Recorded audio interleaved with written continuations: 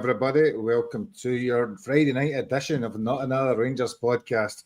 And it's the first Friday in December, and it's Christmas is coming. So after listening to a couple of podcasts over the last couple of days, it's been all doom and gloom. So we are in the festive spirit, and hopefully there'll be some positive comment over the next hour or so. And we have a full team here tonight. So Ricky has been feverishly working in the background, digging for oil and digging for an internet connection over the last little while, and he's finally managed to rejoin us after a couple of weeks away. How are you, Ricky? I'm good, mate. I'm good. I've got 99 problems and the internet is one, so let's see if it holds up. We had a bad start, but it seems to be okay now. But, mate, good to be back on. I missed my podcast brothers, and good to chat about Rangers, mate. Good. And Scott, you've been out all day, so what have you been doing? You told me you've been out. Where you been? Anywhere exciting? Braehead, Gary. Nowhere exciting. I know where it's like Braehead. My granddaughter was here this morning, and when she left, went to Braehead about back at 3, so it's no long in. So, and I got a Grinch meal for McDonald's, so I've got a pair of odd socks by all accounts. Get the odd socks. If you get another one, do you then get two proper socks in? If you buy two sets of two odd socks, I'm going to get mine as well. So we've got two correct pairs, if you know what I mean, if you want to put both of them together. So it doesn't really matter. No, but I've missed Ricky's rants been on here recently, so I'm glad to see he's put a few Durham in the box and he's getting a wee bit of internet connection. We were going to meet him up in a couple of weeks, so you better be fighting fit. We'll probably meet him and we'll recognise him. See if we actually meet him, we start stopping talking. If we stand talking, going, yeah. Well, that's just natural. That's what it is. It was never the internet. Anyway, Karen, how are you? I'm all right, mate. Yeah, Mrs. is away. She's at work too. So it's just me tonight. Yeah, she is. Yeah, she's on work too. So I thought I'd treat myself. I got a nice little pizza, and it was absolutely honking. It's the worst thing I've eaten. So I'm going to regret that tomorrow morning. Don't give any names of the place. Don't recommend it and that stuff. Don't get on criticised. We don't want to be sued by MD. No, it was honking, mate. Absolutely honking. So I suppose we'll probably start. Right? Let's not start Rangers. Let's start about the World Cup draw, which took 4.5 hours, maybe earlier on, when Donald Trump was awarded a trophy for being stopping every war in the world. And there was much sycophants and fawning and all the sort of stuff that went with it. And then eventually, I think a draw took place a couple of hours later, and Ricky, Scotland got Brazil on a replay of the 1998 first game, if I'm right remembering that. Morocco, Hamza Gaman's Morocco, and some team called Haiti, whoever plays for them. I don't know him. Tell me, Haiti player doing well. Yeah, good draw, mate. Good draw. It looks like the first game's ever I've seen it's going to be in New York or Boston. So I think the starting army, I think it's safer that they'll be in America and no Mexico, to be honest with you. That could have been a bit dangerous. But no, I mean, Brazil will bring the glamour, of course. Every team wants to draw Brazil in the World Cup. And then Morocco, we know a few Moroccan players. Igaman's on absolute fire. And then Haiti, a good start. We don't know much about them, but I'm sure we said that about Costa Rica when we were kids, Gary. So we'll see how it pans out. But no, for the glamour, for the glitz, you're playing in America. I don't think it could have got much better for Scotland, to be honest. And Cameron, so obviously you live south of the border. You talk with a funny accent. Are you a Scotland fan or an England fan or both? Probably more Scotland. Never supported England, to be honest. I've always kind of hated England national team. So yeah, I'm more Scotland than anything, mainly because of my dad. So get your big clapping emojis in the comments for Cameron for there. That's probably won you some fans. In terms of the draw, how did you feel about that? Yeah, I thought it's all right. You got the Brazil, you got the glamour tie. Morocco, potential banana skin, and same as Haiti. So it's actually could be an entertaining group. I don't think anything's a given in there. But no, it's exciting. It's just a shame that it's. Yeah, I don't support both, mate. Don't worry. I think it'll be a good draw. I think it'll be entertaining. Haiti, dark horses, maybe. You never know. But it's just a shame that it's in the States. I think the entire thing is going to be an absolute circus from start to finish. But yeah. So Ross in the comments has come up with a name from Haiti. Do you know any Haiti players, Cameron? Can you name any for me or where they play? No, mate. I didn't even know they qualified for the World Cup, to be honest. I was when I saw the draw, I was shocked to see some of the names in there. I didn't even know that they'd qualified. And Scott, I didn't even know some of them were countries, to be honest with you. There was Uzbekistan and Caracas or whatever ones. There was numerous countries that I didn't even know were part of the World Cup. 48 teams now. I think everybody gets a chance. I don't even know what the qualifying. Do you need to finish in the top 4 of a 4-team group to get through to the next round? I've not got a clue, Gary. Not got a clue. I've not really paid much attention to World Cups in the last few years. I watch the games when they're on, but apart from that, I'm not got a clue. I mean, I know Scotland got Brazil, and the first thing I can remember was David Neary's toe poke. That's how old I'm, Gary. I don't even really remember the game in '98 that much, but I remember the game in '82. Do you know what I mean? Cameron David Neary was a Scotland player from many years ago, right? Way before you were born. Back in the 80s, so I don't remember that either. When that was, I do remember France 98. Tom Boyd ruined it for his team. Will give away a goal or something. Oh, gee, I think. But I remember that Scott. I remember that World Cup '82. I mean, I was really big into Scotland back then. When I was young gun, used to go to all the games and stuff. And I remember further back recently, I've not been for years. But I mean, we all seem to get Brazil, don't we? And in the World Cup, it's quite a regular occurrence. Morocco's a good. It's a good group for Scotland. At the end of the day, they've got a chance to qualify, but will they? We don't know. But in the day, they're there, and that's the main thing, I suppose. So fans can go and enjoy themselves. But if you're going, hope you've got a lot of money because they're going to get ripped off left, right, and centre. I see Alan's comment. It did remind me of the old story about Alan McCoy asking Walter Smith if he liked Brazilians, wasn't it? That back in the many years ago when he was getting interviewed, that was that kind of famous thing outside Ibrox back then. Walter Smith was looking bemused, wondering what he was on about. So Brazil are, I don't know, Brazil's still a top team. I don't know, I can never really keep up with international football now. They're probably not the team they once were. They've got some good young players coming through. The guy at Chelsea is a good player. They've got some promising players. Neymar's still injured. He's all over the place partying and stuff. But they do have some decent players. But I don't think they're going to win it. I think they're quite far away from winning it. I don't think they'll. I think there's other teams. The European teams, I think, are better than Brazil. But we will see. Maybe Argentina's got a better chance than Brazil. I don't think Neymar gets picked for Brazil anymore. Yeah, that's what I'm saying. He's always injured. Yeah, he's always injured and all over the place. Yeah. Their best player still Casemiro for Man United. Is that really? Is it not Vinicius? Not Vinicius, no? No, he is, but he's up and down. He's not really done it for the national team. If Danilo's a good 6 months, maybe might make the squad. And that's, my God! Aye, on the supporters bus, Gary. We've signed a good few bad Brazilians, as to be said, over the years. So obviously that's enough of the World Cup. That's 188 days away. I heard today, so there's plenty of time to talk about that in the off season, as they call it in America. I think so. We will focus more tonight on Rangers. And 48 hours ago, we played Dundee United. I'm going to go out on a limb, right, and people won't slate me in the comments straight away. That was the most enjoyable Rangers domestic game of the season in terms of performance. I thought we played more attacking. I thought there was more creativity. I thought it was probably more exciting. It was an end-to-end game. And of all the games that I've watched Rangers play, and I've been at Dens Park and won 3-0. I've been at other games when we've won the odd game here and there. That was probably the one that I actually enjoyed as a game of football more than any other. So get slating me, get criticising, feel free. Having listened to podcasts over the last couple of days, you would have thought it was one of the worst performances I'd ever seen, which I don't think was necessarily accurate. So we'll cover that. We'll talk a little bit about some of the social media comment on Danny Rowe, which seems to be rising in temperature around whether he's failing as well now. And we'll preview the Kilmarnock game 24 hours from now. Well, in fact, it'll be half-time 24 hours from now, won't it? Because it's an 8 o'clock kickoff on a Saturday night in a plastic pitch in freezing cold Kilmarnock, which sounds extremely enjoyable for everybody involved. So I suppose I'll get your thoughts maybe on the game first, then I'll come to you, Ricky. What did you think of the game, just overall, before we actually delve into it?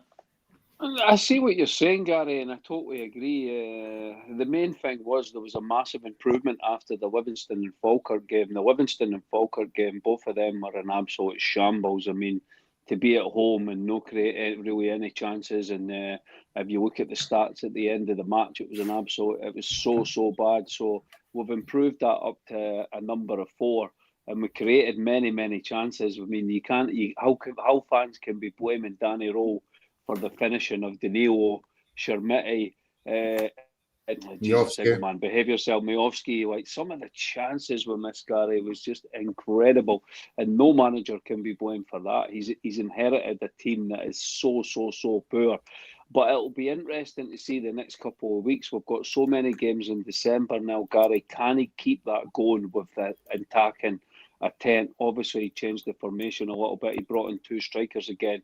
Can we keep seeing their numbers? That's what I want to see on Saturday night, and that's what I want to see going forward. To me, Rangers were the players we signed in the summer, mate, were never in a title race. You could forget that months ago, right? It's game by game. It's always been game by game for us. But now we need to keep that improvement going in an attacking sense, and we need to get stronger at the back. That was Big Fernandez's first really bad mistake.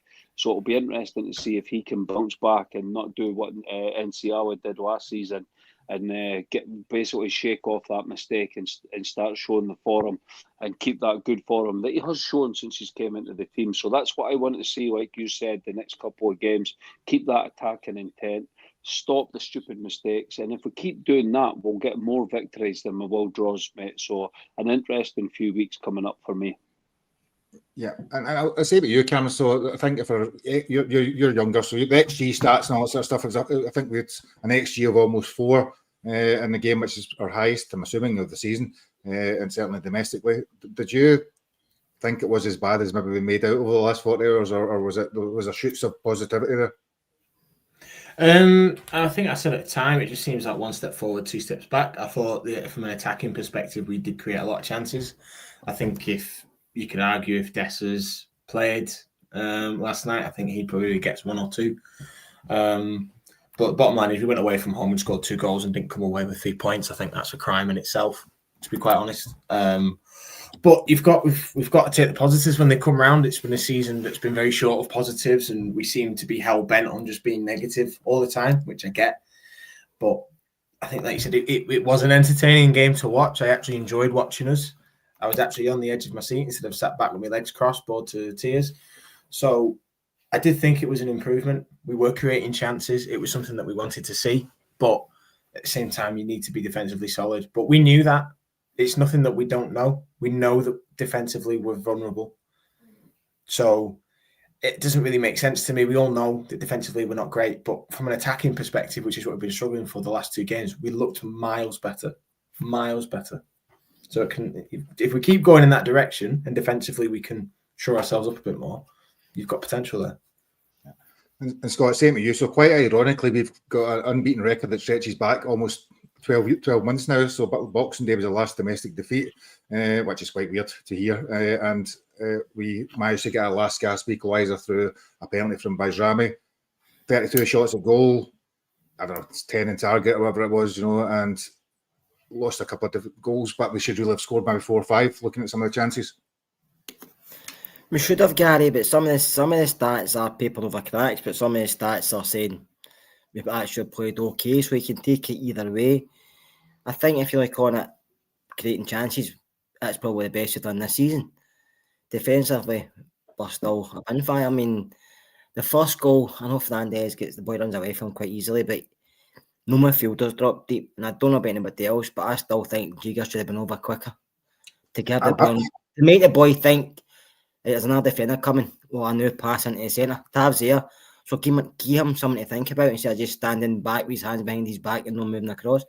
I know Fernandez is at blame, but you move across as much as you can to help out, doesn't he? And I thought Butler went down a bit slow, but that's just me maybe picking holes. But I thought if Butland stood taller, maybe a bit longer, maybe I know dunked him as easy. But the boy took it real well, you have to say, so credit there. The second goal was just, we don't push out, we don't clear it well. We had a couple of chances to clear, we didn't clear it.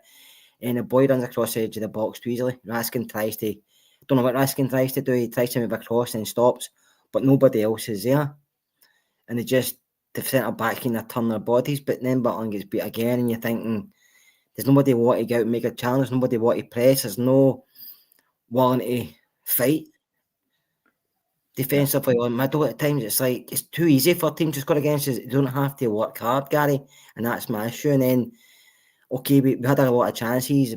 Bofsky should have scored. Danilo, his shots are powder puff, basically. I mean, I can kick harder and I'm 53 and I've got osteoporosis. You've got Big Chamati, he's just... Are you just through the full game, and are you just going to save us any time and rattle through the full game here? I'm just saying Big Chamati, but I mean, the only thing I'll say about Danny Rowe is, Gary, I think he's done really well since he came in, considering what he's had to work with and what he's got to work with. We all know that. Everybody in here and everybody's talking about Rangers says our squad of players are absolutely shite. They do. Yet they want the manager to improve them. You can't have both. You can't improve shite because some of them are not going to improve. Some might, but some won't. So you don't really criticise him maybe on his selection at times and his subs. I think he maybe gets his subs wrong at times, but all managers do get their substitutions wrong. And all managers have their favourites as well. So sometimes they don't put players on because they basically don't want to.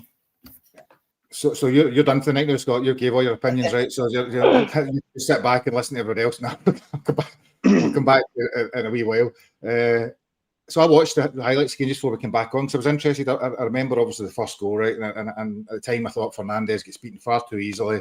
The guy then runs away from him. And like Scott, I thought Giga and that could have come back. Now, what was interesting when you watch it, there's actually 4 Dundee United players and only 3 Rangers defenders. There's Fernandes obviously chasing Sapsford. Giga's got one and Tav's got another one. And there's another Dundee United player beside him. And I looked to see, and the angle I showed you in the replay, that the midfield basically just weren't even running. Do you know, and I think that's maybe part of the problem. Do you know, the defence got a lot of criticism, and Fernandes makes a mistake, Ricky, but people aren't tracking back. People aren't busting a gut to get there.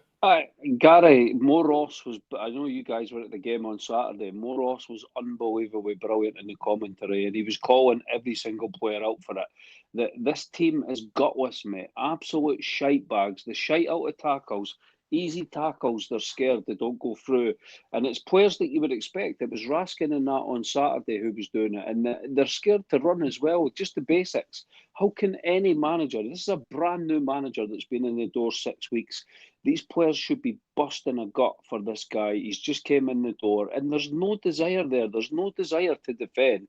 There's no desire to burst into tackles. There's no desire to get back. They're brain dead. The defence, if you look at the goals we've lost this season, Gary, man, some of them, it would be like, remember the videos you used to get, like the 100 worst goals, or they were crap videos, but they used to be the 100 best goals, the 100 craziest things in football. You could look at Rangers' goals since we won the league in 55. The goals that we concede, and it's different defenders, is absolutely insane, man. It is basics, absolute basics. And it still comes down to, Gary, right?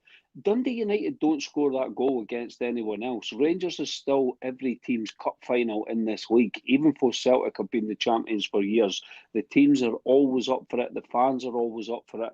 And like I don't think these players realise that. Like some of the things they say in the media, I don't think there's any. I think the first thing, I see people linking us with players in January and the summer, right?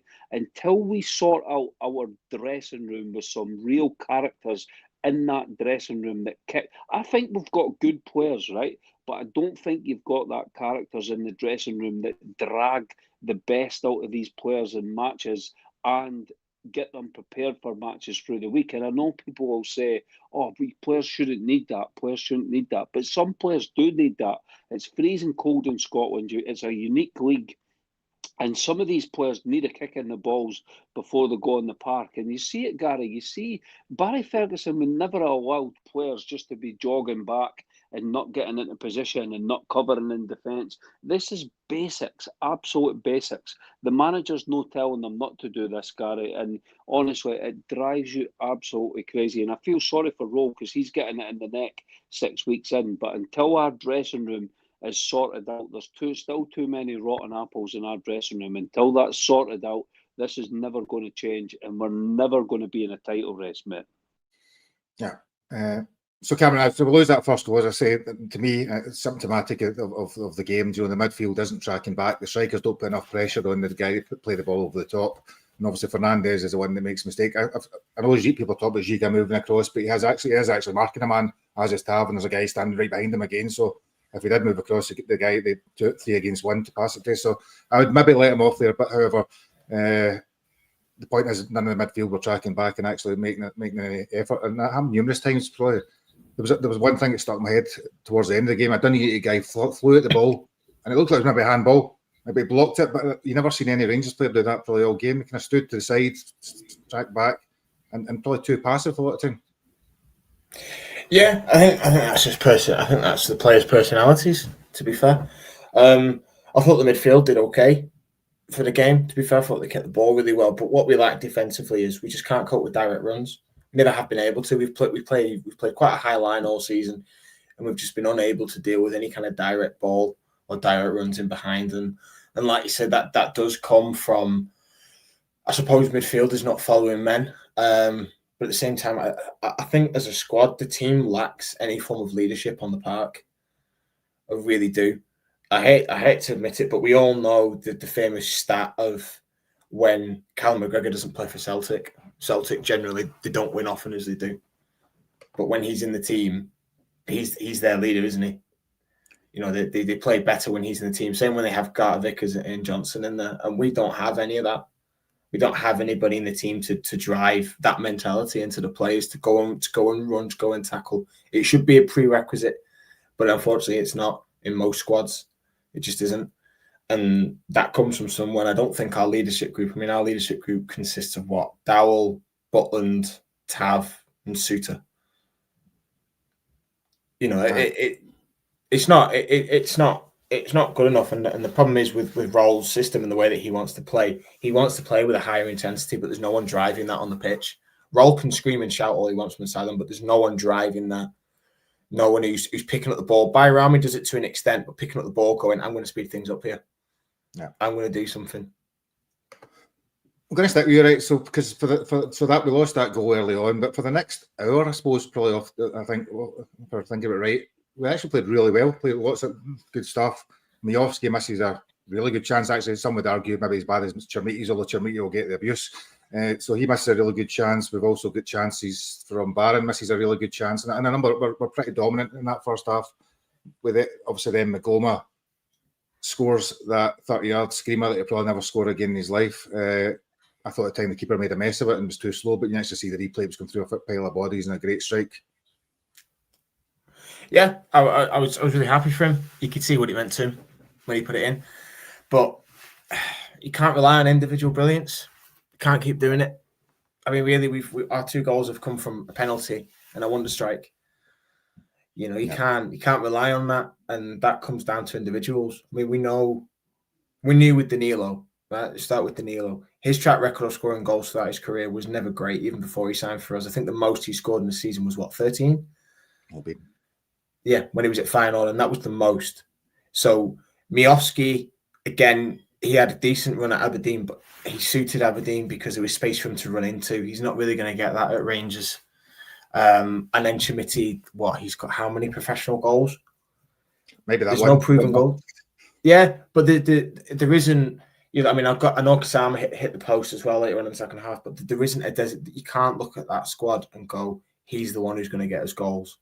You look at most successful. Yeah, you look at most. I mean, you guys will know better than me because you've seen sustained success. But Rangers always had a striker that you could rely on, who you knew was going to get you 20, 25 goals a season, who could pop up in games like Wednesday night and get a goal. I just don't see that in this team. I don't see Danilo, Miofsky, or Chermiti, or even Gassama being able to pop up and get a goal when we need them to. I just don't have any confidence in them at all. Yeah. And do you think, then, just for a couple of Scott, do you think that's confidence that they have in themselves currently, or do you think it's actually just inherently not good enough? Obviously, Danilo shoots like a 10-year-old boy, and it's very weak. You've got Miofsky just doesn't get any positions, and Chermiti doesn't look like he knows what the goal is. Cameron, I think that's more. So is that? I think that's inherent in just in their confidence, or it's actually an ability thing.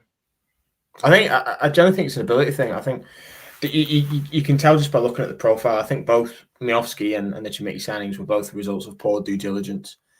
In that you can use sometimes stats and data tell you an opinion. I don't think they were particularly bought using stats and data. I think they were bought because there's clearly a belief in those two signings from individuals. But I don't think Chimiti's got the instincts to be a goal-scoring striker. We saw it at the Braga game when he had a ball over the top. He's got to hit it first time. He doesn't. He takes a touch and the chance gets away from him. The one with his head in the second half, it's the same again. It's instincts. Miovski, just in my opinion, I don't think he can cope with the pressure of playing at Rangers and putting those chances away every week. And Danilo, I think, is a link-up striker. He isn't a finisher. He might get you 10 goals a season. He isn't gonna finish from tight angles or get goals when you don't expect him to. I mean, he doesn't. I don't expect him to get any goals, to be quite honest. But I just think there's no instinct in either of them, and you can't coach that. You can't coach that. You either have it or you don't. Yeah, no, I'd agree. So Scott, we're in the second half again. Gassama's missed a really good chance. It goes back to him, the keeper saves it, and then let's go back to his point there. Hits it to Danilo, who bounces off his knee and goes nowhere.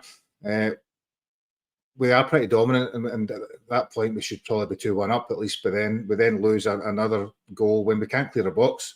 And I've watched it back. What happened maybe numerous times with Giga. I think you see Giga, he comes out but doesn't actually engage. He just stands there, and the guy takes it to the side and curls it around him. There's obviously one in the first half when he actually showed the guy in to have a shot, which was quite bizarre. It was just that lack of aggression, I think, and he's probably been prone to that most of the season. And again, I mean, don't get me wrong, it's a really good finish for the boy. He probably never scored a goal like that again in his career, but it was far too easy. That's what I said. I like Gary. It's too easy. Teams don't have to work hard to score against Rangers. It's simple stuff we do. We make a lot of errors ourselves, but even if we don't, we show them where to go, and you go inside and pass it into the keeper. But in the second half, we did play a lot of forward passes, and we put a bit of pace on them for a change. Instead of just playing the ball, we were playing with pace, we were moving, we were running into spaces, and I thought Raskin had a good 15-20 minutes. I thought he put a really great ball in there. Gassama should have scored, but we were playing with a bit of confidence. It was like we knew we were on top at that point, and we knew we can win this.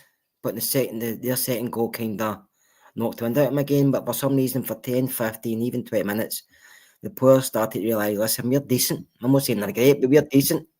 And they were trying to do stuff that they've maybe not done against Falkirk and other games. And you can see it, and you can see the heads were up, they were moving the ball quicker, they were looking for the ball. It's just some of them hiding. Yeah. But that's a very small spell during a 90-minute game, Gary. And as soon as we concede, some of them started to hide the game because it's like they don't want to make a mistake, I don't want to go looking for it. Do you know what I mean? It's like we've all said earlier, there's nobody in the park that grabs the ball by Straffy and neck and says, no, this is where we're going.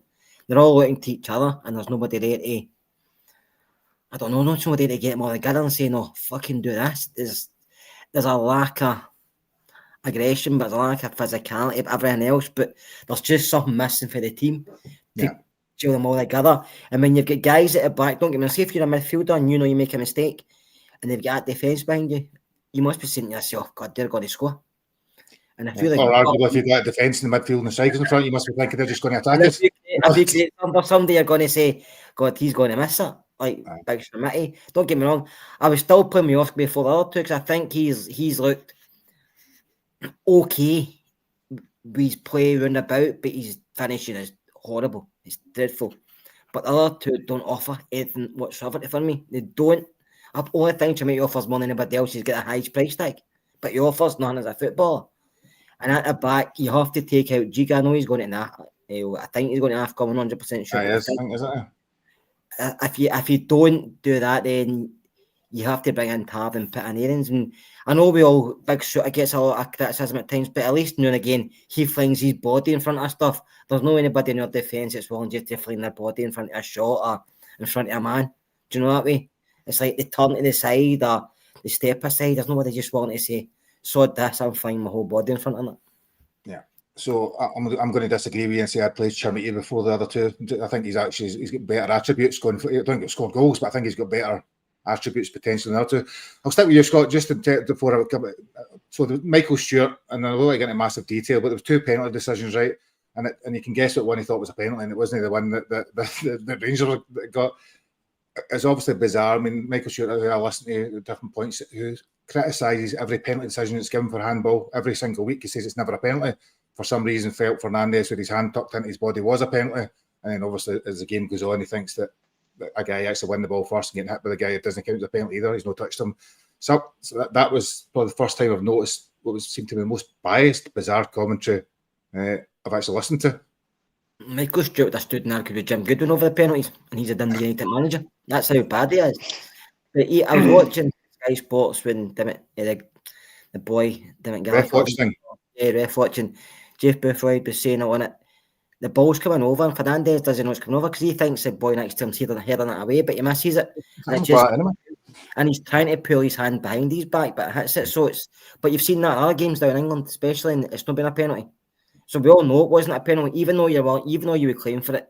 You know in the way, right, that's not a penalty. And you know yourself, Gary, I've hate the handball. I've always hated the handball rule.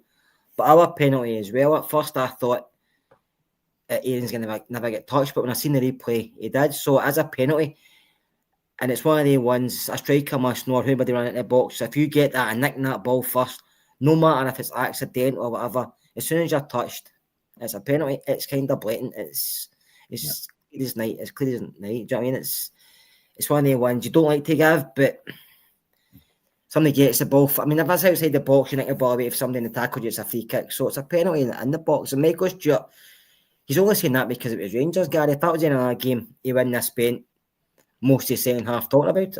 Yeah. And Ricky, people missed you for a couple of weeks and we're waiting for a rant, you know, so this is maybe the ideal time because some of that was mental, and I think you must have been listening to the TV thinking, mate, I kind of watch on my switch. It's not the first time. Every single game, there's a group of them that have got pure Rangers rage. Like they're on Twitter as well, they're on X as well. Anything that there's a decision against Rangers, Michael Stewart blows his brain up with the same bicycle pump as that Tam, whatever his name, that used to play for Hibs. There's a few of them that are absolutely brain dead, man. They've not got a brain cell between them. They do that podcast. How Alan Hutton sits on that podcast with him every week and does a podcast with him, I will never ever know, mate. And it's actually a shame because their coverage Scottish football is actually really good. They've got the best commentator, Rory Hamilton. He's a very good commentator, and they've got a good. They give the good build up. I think their build up is better than Sky. They've always got good guests on, and fair play to them. Their guests from the Celtic side are not. You don't have that nonsense with Sutton. They've always got good, like before the match is good, and then the match starts, and all you hear is like a blackboard screeching. To be honest with you, I've watched other games, Gary, and he's so biased against Rangers, but it's not just like I remember watching Hibs Hearts Derby. And like every decision was right with the ref, and he's like, how's that? Like he gets so he was so animated and crazy every single decision, and I'm thinking, mate, you're ruining this match as well. How he is employed is beyond me. He's one of the worst people at any job in the UK. I know he's ginger. I know he's got a size 9 head. I know, sorry, Kerr, but he's and Cam.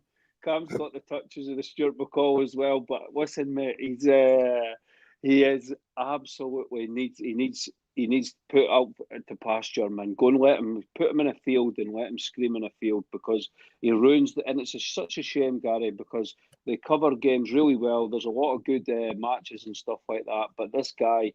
He's the one. There's people in Scotland. There's like a top 3 of the biggest pricks, and he's always competing at the top. I'll give him that. He's always. We need to give him a trophy like they gave Trump today, man. Michael Stewart, the biggest prick in Scottish football trophy. So that's what you were waiting for, audience there. That was what you were waiting for. So it's been a couple of weeks for there. So I'm going to ask now, come to Cameron. He's sort of thinking, you know what, how do I follow that? So the last 10, 15 minutes, we made a couple of subs. We took off Tav, who was dreadful, to be honest. He had a poor game. We took off Raskin, who was also probably never one of his better games, I think. And the other one we took off was Danilo, who even was there most of the time, and brought on Asgard, Chermite, and Aarons. Chermite and Aarons probably the 2 biggest talking points in the last 15 minutes. One was a penalty, and second was the fact Chermite couldn't head a ball from 3 yards. Again, we were creating lots, driving hard to get the equaliser. That's one good thing you could say, but we did go for it to try and get back into the game, and eventually got some rewards despite the fact they don't know how to shoot. Yeah, he's not blessed with options, is he, Danny Rowe? I mean, you in those moments, that's when you kind of want to look to your bench and go, right, who can I bring on? And that's who you bring on. It's a sad state of affairs, isn't it? I don't think they added much to the game, to be honest. I think we just carried on the way that we were. Chimiti should score his header. Simple as that. He's got to score. And I think when Roll made his comments on Sunday about certain players getting fewer opportunities, I think he's one of them. Mm-hmm. I think he's one who gradually over time we'll just see less of. I mean, hopefully we sign a striker in January and he may well go out on loan somewhere.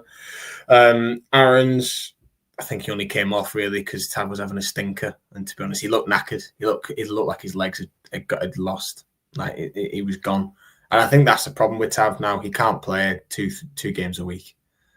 I just don't think he can. It's no sense to be 34-year-old playing every minute of every game. It just doesn't work nowadays. But it's not just that. A modern fullback now, you get forward and you got to defend. You don't just. Most centre halves generally have a fairly easier time of it than fullbacks do. Fullbacks got to do doggies all game, and that's the problem. So yeah, I think that affects his quality on the ball as well. But I think that was the purpose of it. And then Dio came on. Dio came on, didn't he? Yeah, that's one eye. Yeah, I thought he didn't really have an awful lot. I don't think he brings an awful lot to the team anymore, to be quite honest. I thought Othello was fairly poor when he came on. He didn't affect the game. That's what I mean. Just we talk. I spoke about leaders before. You just got no one who's just willing to pick up the ball. Bayrami was the only one really who was willing to pick up the ball and try and create something. Yeah. To be honest, we looked without him.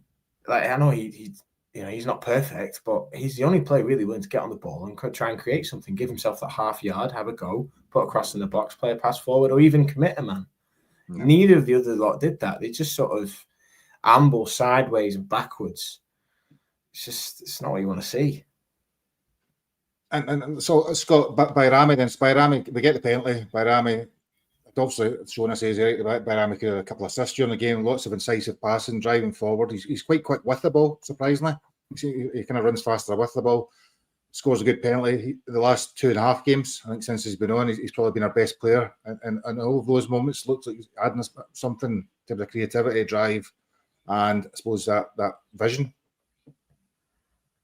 Yeah, it's what we've been missing, Gary, and he's probably realised that himself, and he's not had a lot of game time since he's been at the club. He's had fleeting moments here and there, but he's been mostly used from the bench or not at all, and I think probably started to see his mouth thought he was probably leaving. He never, and his head could have went down. He could have said, I'm never going to get a game again, but he's been given another chance, and he's took it. Listen, I'm not going to sit here and say Bayrami's the best player.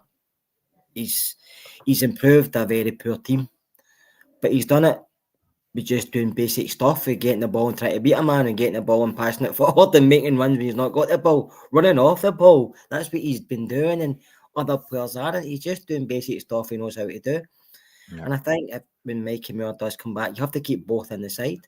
I don't think you can afford to leave him out at this moment in time, because I think he's like Conor Barron, another one who's played himself into having a starting position. Yeah. I don't think he can revert back to his tried and tested, because I think they've all let him down. As for the subs, there's a lot of debate about Cameron and Finlay Curtis. Now, Finlay Curtis has never let us down when he's come on. He's scored goals playing for the start. He's scored goals and he's come off the bench. Yeah, he's still a young lad. And Cameron's not had a lot of game time since he's been at the club, so he's probably one of these ones who's get better as a player because he's not played as much. My point, my really point with Managerial is, why bring on Asgard? We know what he's done so far has been awful. Apart from the goal against Dundee United, he's been dreadful. Deals at times like a man down, like Cameron said. And we're struggling with strikers. So why not give it to him a chance? I'm not going to be any worse than other players are bringing on. So give the boys game time and see if they don't make us better. Then you've said, well, I've tried others. I don't really know where to go now. But when you're sticking to Asgard and Shamiti, and these two guys are sitting on the bench, you can see why the supporters are frustrated, and I'm are too. So I don't know, is there something else behind the scenes? I'm not sure, but I would give the two of them a go, Gary, because I think they can't be any worse than Asgard's playing, what Shamiti's playing at this moment in time. So Ricky, do you know, I'll just come at that point, right? So there's a lot of talk that the Yanis Hadji effect in it. When he was out of the team, he became a far better player.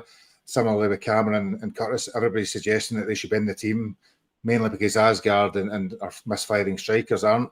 I mean, there's obviously a reason why Roll's not backing them. He doesn't think they're better than the other players that are there. But do you think it's actually starting to become a bit of a rod for his own back? Well, have a look at what's available for the weekend, Gary. If Moore is fit, I think I'd love to see Moore back in the number 10 position. We're speaking about how bad the three strikers are. So there's two ways you can do it. You can either drop one of the strikers and just go with one striker and play with Moore sort of off the striker, and then you can still get the three in midfield. I would like to see Curtis given a chance. I think the Gassama is rotten, by the way. I think he's absolutely shocking.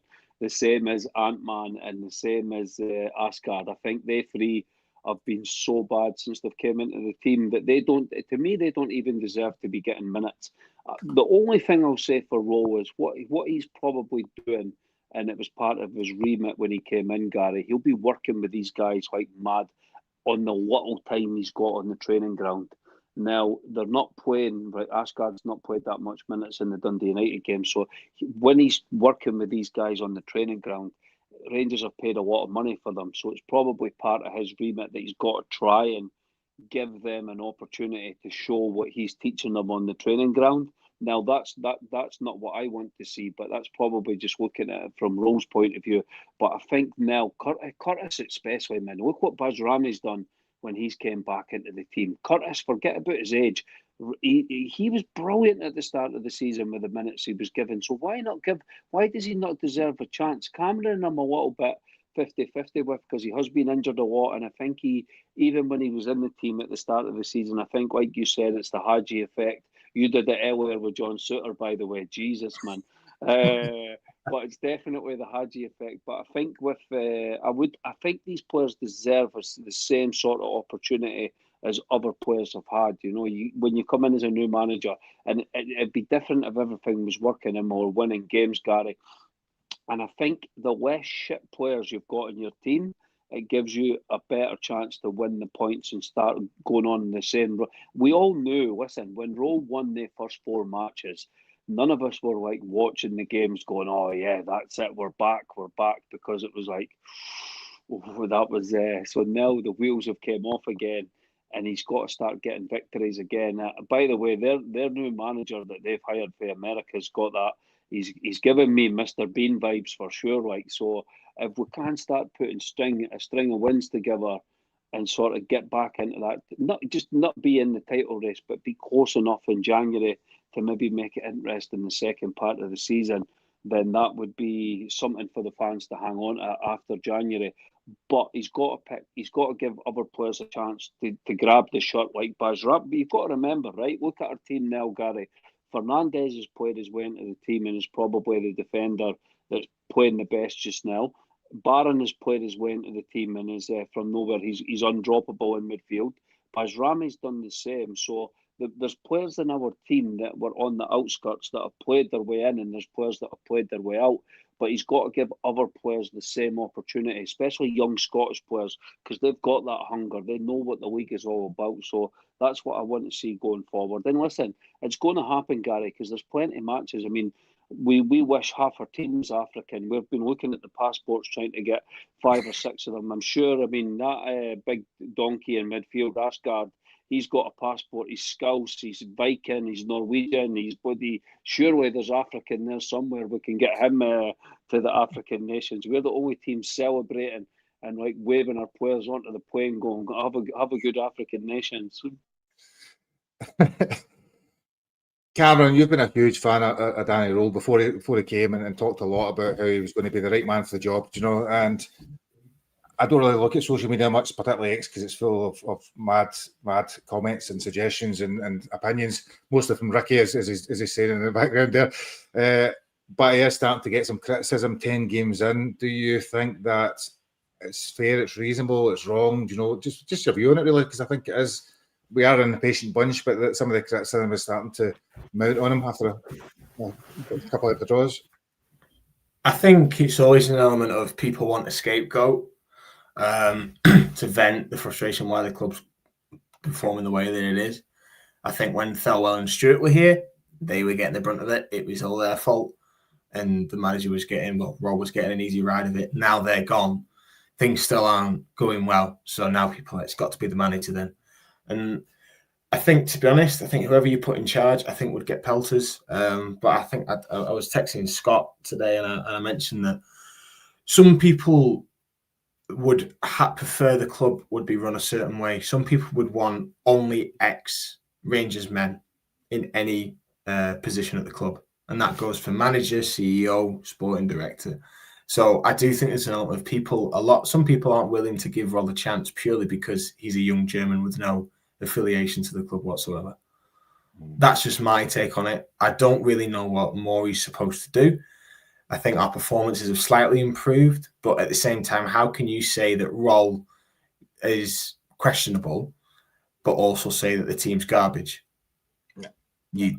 In my opinion, you can have one or the other. Either the squad's not performing at its potential, in which case then you question the manager, or you say the team is just not good enough at all, in which case you kind of go, well, what's the manager supposed to do? January is a difficult window to do business in. Historically, it always is. People think that we're going to ship out 11 players in January and bring 12 in. Ain't going to happen. Be lucky if you do 5. Yeah. Be lucky if you do 5. 3 or 4, I imagine, will the most we will do. Do you think then, I suppose, that with hindsight, Russell Martin has maybe dealt a bit with bad hands, Cameron? No, I don't, because he was given a full pre-season, and not only that, but he asked for individual players specifically, and they've turned out to be the worst of the bad bunch. Okay. So, and not only that, you don't help yourself in press conferences when you concede long balls game after game, and every press conference you say we won't concede goals like that again.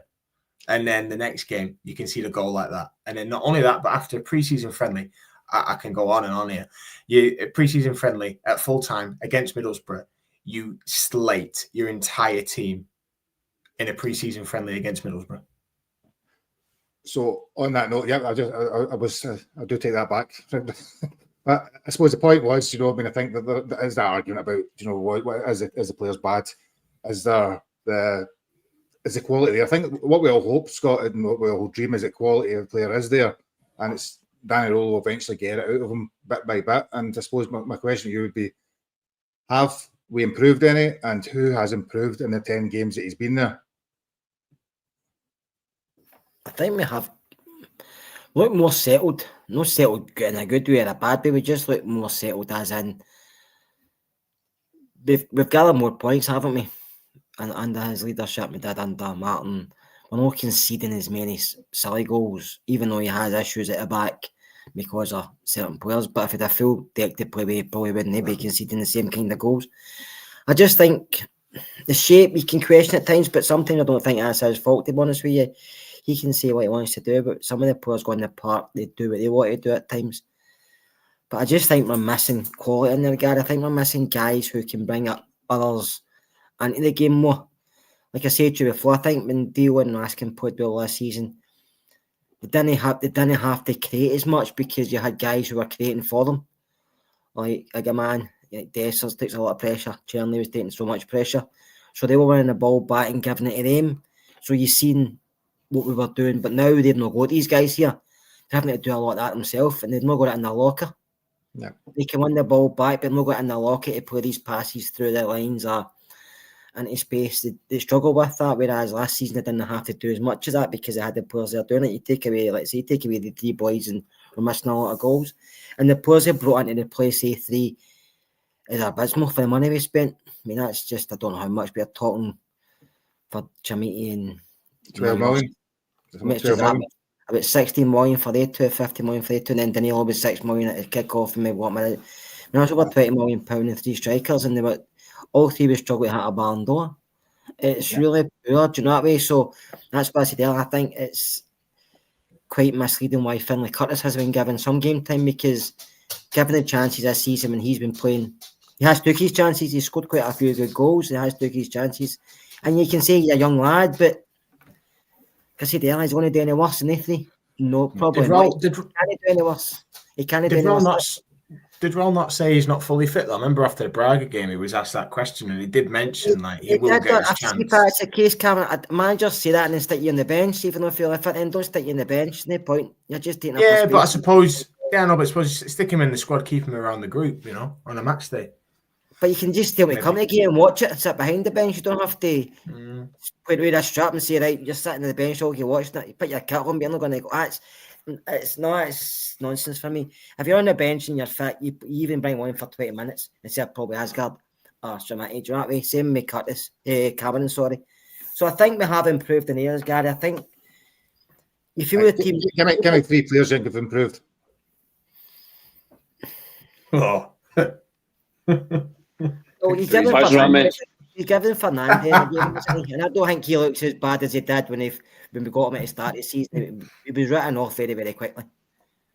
Fernandes, Fernandes.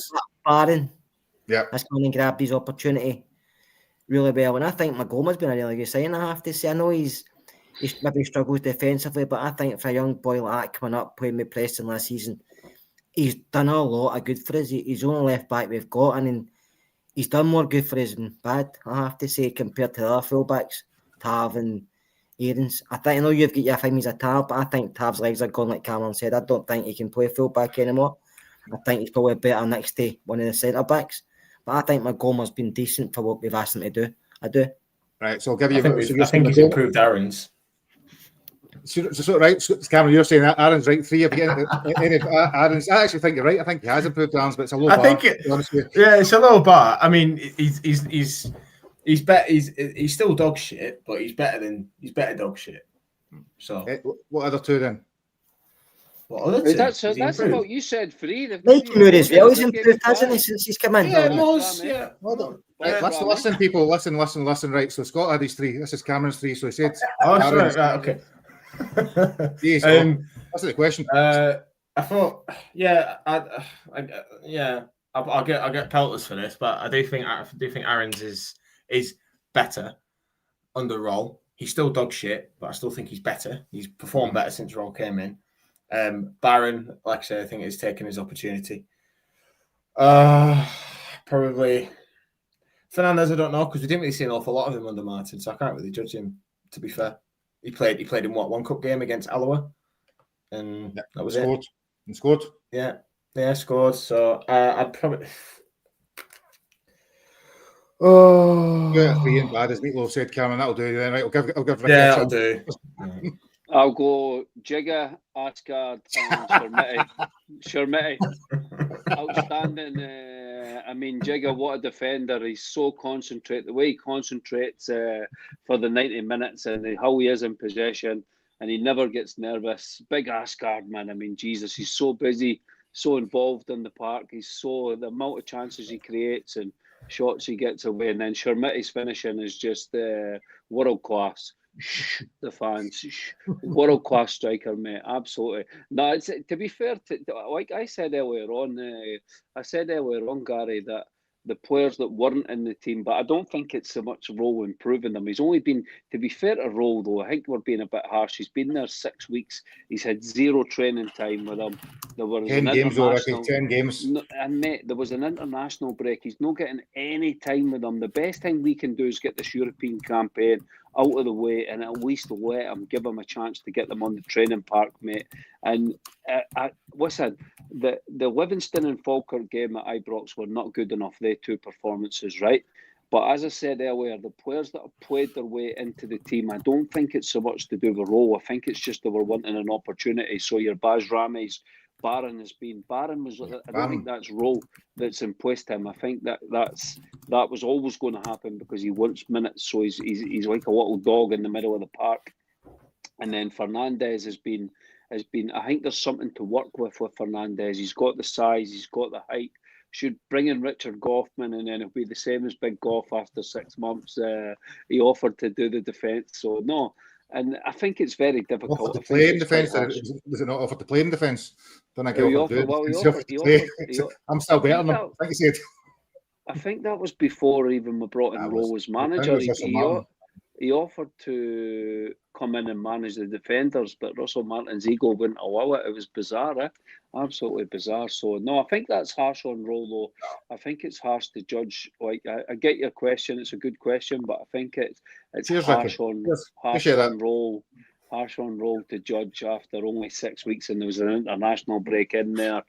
It's very difficult to coach players that are that bad that fell well brought in. Listen, the summer was a disaster. We could go over it 100 times, mate, but it's crazy the business we did in the summer. By the way, if Chimiti goes on to bang 30 goals at the end of the season and Giga, becomes a colossus at the back, can we play that bit back where that was at the end of the season when they're walking to the league title? Can we play that back? Yeah, he was right. Giving them confidence. I'll stick with you, Ricky, then. Just so this is your favourite bit of the show always when we're looking at the next game ahead, because the previous game's gone. We're looking at the next one. You start to pick your own team and look at who's going to be playing. So tomorrow night we play Kilmarnock, who are sitting 9th in the league, playing on the classic pitch. Our record is sketchy against Kilmarnock at Rugby Park, I think, to say. And we've obviously Mikey Moore is back in trained today. Dujon Sterling won't be in the team because he can't play in a classic pitch yet. And obviously, it's then there's very little other changes in terms of the squad and that. So, what are you thinking about tomorrow then? Yeah, well, defence, I agree with Kerr. So I would bring in Aarons at right back, and then I would move Tav to right centre back because you can't play Jigger on that ice rink of a pitch, mate. Freezing cold. He's bad enough on grass. Never mind plastic. You'll need studs about that size just to stay on his feet. And then you've got Big Fernandez and Magoma, no more putting anyone else at left back. So that would be my back four. Midfield would be Barron, Raskin, and I would probably go for young Cameron, but I know it's not going to happen. And then on the left, I would be playing Bajrami. Up front, Miovski, and on the right, Curtis. So I would love that to be the team. A few changes from Dundee United. And give these players a chance that we keep speaking about would be excellent. Mooren like playing just off the striker, giving him a free role. He brings so much to the team, and then you've got Bajrami on the left. And if he plays that team, I'll go for 3-1 Rangers. And what I want to see, Gary, just before we move on, I want to see a continuation of the Dundee United match. I don't want it as we know it's never a good game on that pitch, but we don't want to go back to Livingston and Falkirk. Don't create any chances. If we can get that sorted out away from home, where we've got that high XG, and I hate that word, but at least we're creating chances and you can see it, then it gives us something to build on, like something real to build on, no matter who the players he's picking. Yeah. Karen, I'll stick with you then. So one of the interesting things, I don't know if you listened to the press conference, Danny Rowe talked about Bajrami against Falkirk, was it? He was playing too wide. It was interesting. And he said what he was wanting to do Wednesday night was move in a little bit. And obviously Mikey Moore, he was talking as well today about being in a bit like when Gerard's team and Hadji and Ruth would kind of play as kind of number 10s behind the striker in some ways. It seemed to be he was looking for a little bit more narrowness from the front three and then letting the fullbacks push up. So on that basis... Yeah, but to caveat that, you had two holding midfielders who would sit in the fullback area and then you'd have your six who'd protect the back two. Yeah. So and you better players. There's a whole lot of things you could caveat that way. Yeah, you could argue. I think I think that's what he's wanting to do is create the 2v1s out wide, get the fullbacks high, and sort of bring the wingers inside. Yeah. So what would you be looking to do then tomorrow if you were Danny Rowe? I think you got to be direct. To be fair, I think Kilmarnock will fancy it physically. I think one thing we've got to do is definitely not concede any corners, set pieces on that pitch. I think if we're going to be dominant with possession, it's got to be quick. It can't be low intensity. It's too often I've watched Rangers. It's been low intensity. I think on that pitch, you need to get the first goal in these games. You need to get the first goal, settle the nerves. So from a team lineup, Butland. Back four picks itself, but not in a good way. The most improved player in Aarons then. Do you want him in right back? No, I fancy just bring him on for the last half hour, see if he can get a hat trick or something. Just break him in slowly. But yeah, I mean, if Sterling could play on a plastic pitch, I'd put Sterling at right back. To be fair, I'd have to have out the team just for a bit, give him a rest. But Yeah. Two holders. I mean, I'd switch it up slightly. You know, I'd actually play. I wouldn't play with two holders. I'd play with one holder with Barron, and 2 8s in Bayrami and Raskin, and then on the right I'd have Moore. Up front, Miofsky, and on the left, Kasama. No Bayrami. Did you say Bayrami? Yeah, Bayrami's in. But yeah, Bayrami's is one of the 8s. I'd have him. I'd have him playing slightly higher than Raskin. But 4-1, 4-1 kind of thing. Yeah, I want him. I want Bayrami in the middle of the pitch. For me. Yeah. Let's give us a score prediction just now. Then I seen Chermiti 6-0, a hat trick. Well, 6 from David there. That's likely. 4-1. Big Manny Fernandez get the first goal. He has scored. He's been a more frequent scorers now. He scored 2 this season. He's up there in the top goal scoring charts, isn't he? And Scottish strikers have scored 4 goals. Is that right? I think this season. I think between them. And obviously, you're a big proponent of Finlay Curtis. Would you be looking to make other changes? So I think obviously some of the things you've got a midfield 3 of Dio, Barron, Raskin, and all 3 of them won't play necessarily. You've got 3 strikers. You could pick any one of them. You've got obviously Tav is struggling, looking tired, and Aarons is coming onto a game, as Cameron says, and a few other things. What would you be looking to do? What I want to do, Gary, what Roll do for 2 different things, to be fair. I think Danny Roll on the night, so that's why we're asking you. I think Danny Roll will probably play. We will go with his team. It's his usual up, but I think you have to bring in Aarons at right back, and I think you have to put Tav at centre back. I don't think we can continue with Jigger. No matter if he apologises, no matter if he looks good at certain times, I think there's a mistake in him constantly. And I think he's going to cost you goals every game. And I know Tav, I said Tav's legs are gone, but when he's playing centre half, he can adjust his position more. He doesn't have to run up and down the park as much, and he's got more experience to help out the big boy Fernandez, who looks good in there, whereas Jigger doesn't even look good in there for the size of him. Do you know what I mean? He wins some headers, he doesn't win others, and on the ground, he's awful. Meadowbank Park, for me, I'm a big Nico Raskin fan, I do, but I think he needs a rest. I think he needs to be taken out, 1, for his own good, and 2, just to let him know your name's on the team sheet every week. And I like Nico, I have to say, but I would bring in Cameron next to Barron and Barami. That's the 3 I would play in there. We still have, I know somebody said NCR. I've never a big NCR fan, to be honest with you. I thought he wasn't great enough the first time, and I'm not going to sit here and say he's going to improve a defence, and everybody keeps saying that. And he can probably no be any worse than some of them, but I still wouldn't bring him straight back in. Have him on the bench in case anybody gets injured, but I wouldn't bring him straight back in. And up front, I would keep Kisama, I have to say. I think there's still something there, even though he flattered to deceive at times, and I think he goes down too easy, Gary, as I keep telling you. But I would keep him. Curtis, I would play as a 9, and out in the left, I would start Mikey Moore if he's able. Yeah. Scoreline? I think it's going to be a difficult against, I think 2-1. Sounds reasonable. What one of those non-scoring players do you think is going to score the goals in? I think Cameron will score if he gets an opportunity, and I think Fernandez will get one again. Fernandez, right? So we're going with Fernandez to set piece from his youth to there. I will say, Gary, I want to know, is this boy Scott Fry just doing 1-on-1 sessions with Tav, because nobody else seems to be taking 3 set pieces, and Tav's set pieces at this moment in time are awful. Scott, I think he's ignoring them. I think it just sums up Rangers squad. I think the guy's coaching them and probably telling them there's no way he's telling them. And Tav is my ball, man, my bar, and he's. You're right what you're saying, but he's overruling the guy, and he's thinking, okay, I'm Tav. I do what I want 100%. There's no way he's came in with his reputation and he said, try and hit Raskin at the near post and do the exact corners you've been doing the last 6 months. So again, it's a huge problem with our squad, is even the coaches that came in, the specialists, they're being ignored 100%. So what I would say, we've scored more set-piece goals this season than we did last season. So something's working better. I think we scored 4 before the game against Falkirk, and 4 games in a row, did we not? I think there's sometimes a bit of narrative there. Anyway, I'll go. I would agree. I'd probably take Tav out because I think he does look shattered. He's looked shattered for weeks since that week. He played the Celtic game, and the other game was a European game. Since he played 120 minutes, 90 minutes, he's looked kind of done in since then. I probably would give Aarons a shot at Giga.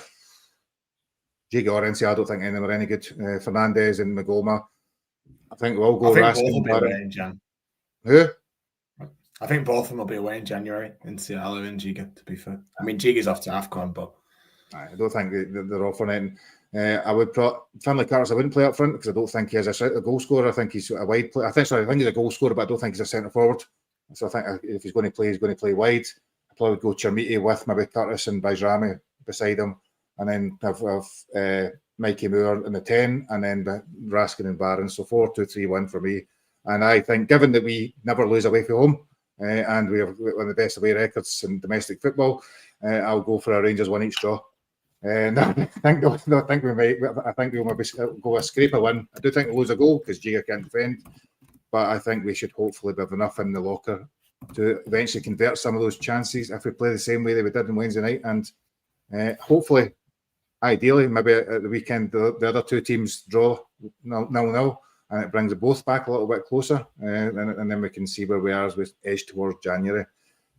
Is there anything else we've missed, Ricky? You're back for 2 weeks. Anything else you've missed? Anything else we've not talked about over this last bit? About any things in the podcast world when you've been sitting listening to us thinking? No, just obviously we wish Mr. Bean from America no luck whatsoever on the other side of the city. If he could drop some points over the next few weeks, that would be nice and let us back into the title race.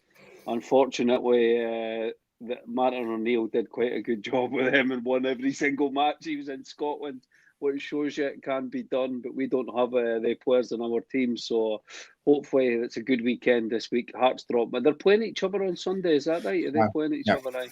So hopefully that if that ends up a draw, our Hearts can do us a favour and get a win, then and we can start putting victories on the board. Then you never know. And yes, so given the fact we can close the gap tomorrow night, I might change my decision and say we won't win the game tomorrow, because that's often what happens when we get a chance to close the gap before they play. Now that's actually worried me. So I think that's probably us for the night. We've been on with all four of you here now on almost 10 minutes. It's Friday night. We've got Ricky's needing his bed. His internet has lasted the whole time. Miracle. We will be back on Monday night looking back on the game against Kilmarnock and looking ahead to whatever other game we're playing. Who is it we're playing next? Does anybody remember? Ferencváros, away from home. There we go. So I do remember. That's the Europa League we're all excited about still. So we'll preview some of that as well. So we will see you all next week. We'll see you on Monday. Hope for a Rangers win tomorrow. And please like, share and subscribe. All that other stuff you should do. You can also catch us on Spotify. Scott's come off mute because he's obviously about to say something. Gary, I'm just saying, Sean has asked, would you take Jesse Lingard in January? Take him where? Take him where? Take him into his squad of players. Unless you want to take him out for a drink, it's entirely your call. I think he probably to be fair, he's good for it. I remember, I think when he was at United, he went into United pub and brought everybody around, so he's good for it, to be fair. Honestly, I would take him. I think he's better than what we've got at this point in time. To be fair, is he still in China? Is he still in China? He's leaving. It was in Korea, was it? No, but I think he's coming back. But listen, we all squad of players we've got. You can't. Some players we're in a market we're going to buy. It's not going to be an expensive market because I think we've got hundreds plus wages wise. So if there's players there who are free, you maybe look at that as well. But we'll go for him, Dele Alli, Ravel Morris, and all these other ones that are. I know. Dele Alli's rejects. He's just a Sterling. He's just a cousin of Sterling. Never fit.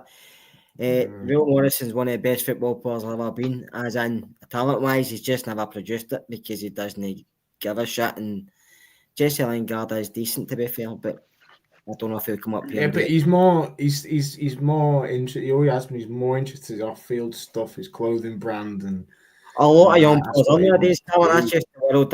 I know, but he's not young anymore. He's 32. Gary, still young compared to me. Oh yeah, but for a footballer, get it finished, Ricky. You went away. Let's hope Farewell Junior doesn't watch NARP. That's all I'm saying. Yeah. And I'll just finish this comment there. So I think that so thanks again, folks. Good chat, balance as always. So hopefully it wasn't all negative. There was lots of different content. There's tons of Rangers content about. So ideally, you, for those that watch, you've enjoyed it, and you will be back again on Monday. So we're on Spotify, so you can get us on there. And other than that, have a lovely weekend, everybody, and we will see you next week. Take care. Bye now.